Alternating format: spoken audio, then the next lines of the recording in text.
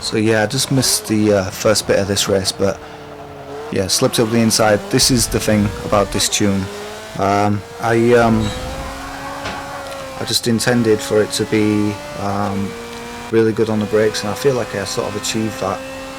It's just something I've been trying, like a bit of a new thing that I've been trying, where you just have the anti-roll bars, um, just having that reinforcement. Just kind of figured, it does increase the weight by £30, so obviously it's going to affect your acceleration, but I'm thinking maybe what you gain in the braking and coming out of the corners, like say here, this car is just absolutely fantastic. Like little chicanes like this, it's a really tricky corner to get right. It's this, but yeah, you're coming out of here and make a slight mistake. Yeah, you can really just get the power down. Yeah, I'm coming through here, and it's really stable. Maybe slightly oversteery. I know I've got this braking zone a little bit wrong. But this is where it's going to really count, that having that extra handling ability. 6.1 handling on this one, and you see coming out of the corners, really gaining on this guy.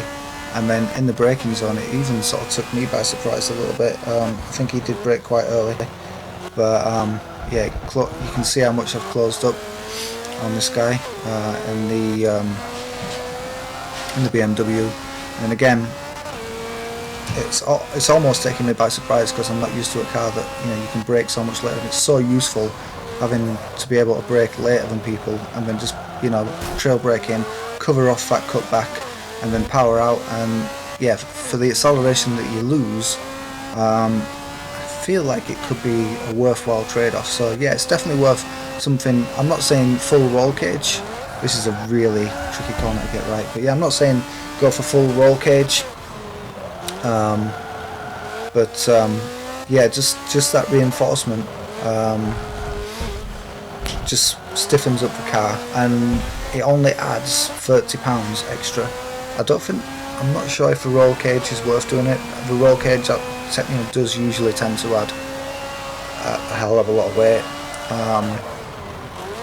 but yeah, just the reinforcement's definitely worth something experimenting with if you want to try it yourself, because the braking, it's such a crucial part. You can do so much from braking. Okay, acceleration's good. Acceleration is really useful in Forza, but it's not. When it comes to overtaking, it's not something that you can completely use.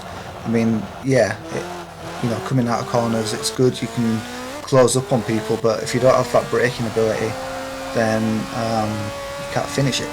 So yeah, I'm really enjoying this car.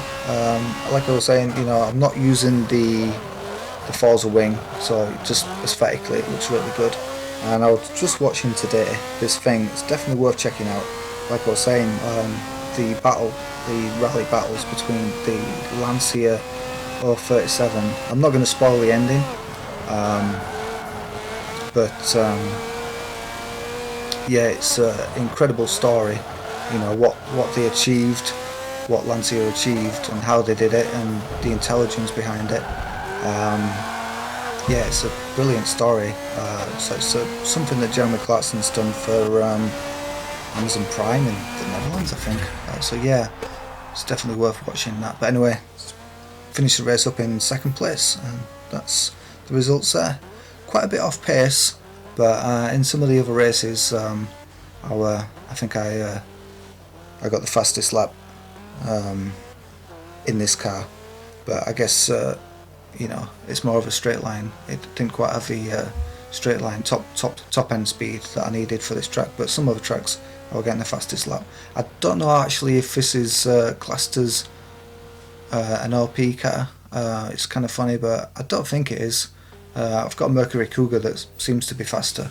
But yes, yeah, I'm really enjoying using it. So yeah, definitely worth having a think. It's not something you see often, but yeah, there you go.